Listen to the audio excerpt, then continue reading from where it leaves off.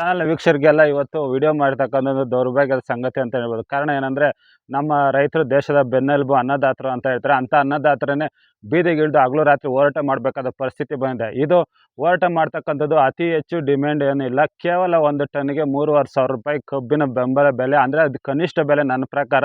ನೀವು ತಗೊಂತಿರೋ 1 ton by ಪ್ರಾಡಕ್ಟಿಂದ ಹೆಚ್ಚು ಕಡಿಮೆ ನನಗೆ ಗೊತ್ತಿರೋ ಮಾಹಿತಿ ಪ್ರಕಾರ ₹15,000 ವರೆಗೂ ಮಾರ್ಕೆಟ್ ವ್ಯಾಲ್ಯೂ ಮಾಡ್ಕೊತಾರೆ. ಸಕ್ಕರೆ ಇನ್ಕ್ಲೂಡ್ ಸೇರಿಸ್ಕೊಂಡು ಎಥೆನಾಲ್ ಆಗ್ಬೋದು ಮತ್ತು ಈ ಥರ ಇದಾಗ್ಬೋದು.